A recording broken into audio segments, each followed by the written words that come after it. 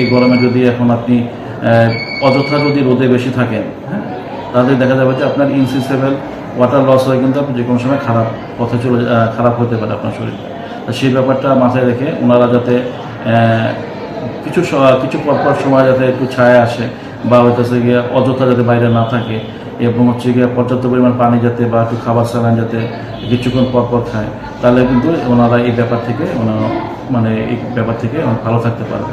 এখন গরমের তো আসলে যেহেতু অনেক বেশি পরিমাণে গরম, এটা তো আসলে শরীরের একটা সমস্যা তৈরি করবে এমনি নর্মালি, কিন্তু হচ্ছে গিয়ে চরম ঝুঁকি যেটা হিট স্ট্রোক বা এরকম এই ব্যাপার থেকে তারা কিন্তু একটু বেঁচে যেতে পারবে। আর আরেকটা ব্যাপার হলো গিয়ে আমরা তারপরও যদি এরকম সমস্যাতে পড়ে যায় মানুষ এবং আমাদের হাসপাতালে আসে, এটার জন্য আসলে ব্যবস্থা কিছু আমরা হাসপাতালে রেখেছি।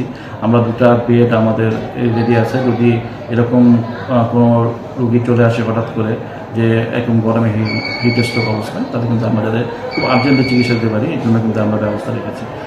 আর এমনি আমরা যাতে নিয়মিত আমরা হাসপাতালে আমরা যে রাউন্ডের সময় এবং হচ্ছে গিয়ে রুগীর এবং অন্য দর্শনার্থী যারা আসে তাদেরকে আমরা নিয়মিত কিন্তু এই যে গরমের এই ক্ষতিকর ব্যাপারগুলো থেকে তাদেরকে সচেতনতা করার জন্য নিয়মিত স্বাস্থ্য সচেতনতামূলক কথাবার্তা সিস্টারদের মাধ্যমে এবং ডাক্তারদের মাধ্যমে কিন্তু আমরা প্রচারণা করে যাচ্ছি, যাতে রোগীদের ভিতরে এই সচেতনতা বাড়ে এবং এরা যাতে বাসায় যে অন্যদের সাথে আলাপ করতে পারে। এখন শিশুরা তো আসলে এখন স্কুল বন্ধ ছিল, এখন যদি স্কুলে আবার ওরা যাচ্ছে যদি একটু অনেক দূরে স্কুল হয়, তারা যদি হেঁটে যেতে হয়, তাদের কিন্তু একটা সমস্যা হতে পারে।